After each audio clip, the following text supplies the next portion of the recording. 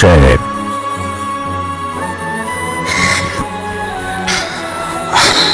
আরে কি হয়েছে? এইখানে একা দাঁড়ায় আছেন অনুষ্ঠান বাদ দিয়া?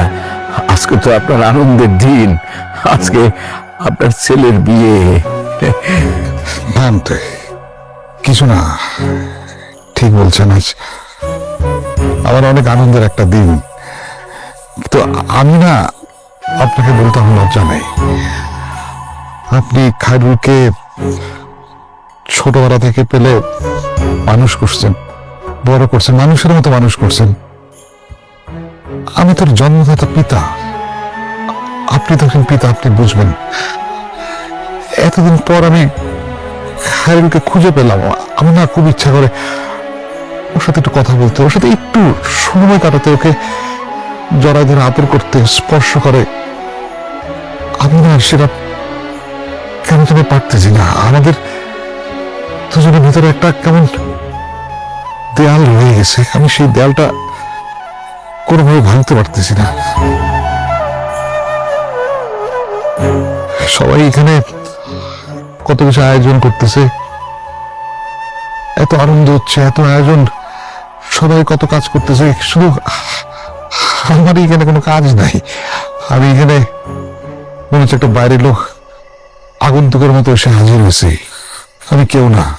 না ভাইজান, তা হবে কেন? আমি আপনার ভেতরের অনুভূতিটা অনুভব করতে পারতেছি। আমার মধ্যে তো এক ধরনের হাহাকার আছে, আবার আনন্দ আছে যে আজ খায়রুলের বিয়া।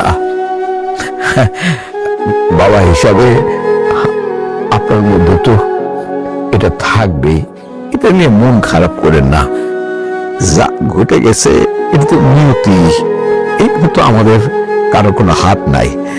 তবে ভাই সাহেব, আমি খায়রুলকে বলবো, অবশ্যই আপনি তারে স্পর্শ করতে পারেন, জড়ায় ধরতে পারেন, ও আপনার কাছে অবশ্যই আসতে পারে। ও আসে না কেন? পাগল। আমি বলবো আপনি এটা নিয়ে মন খারাপ করেন না। মানুষ বলবে কি এখানে একা দাঁড়ায় থাকলে? থাক, এই বিষয়ে আপনি ওকে কিছু বলেন না, যেভাবে চলছে চলুক। আসলে এটা তো সত্যি কথা, আমি ওর প্রতি কোনো দায়িত্ব পালন করি নাই,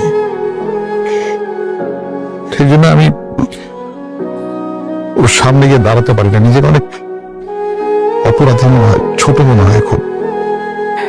এটা নিয়ে আপনি ভাইবেন না, সব ঠিক হয়ে যাবে।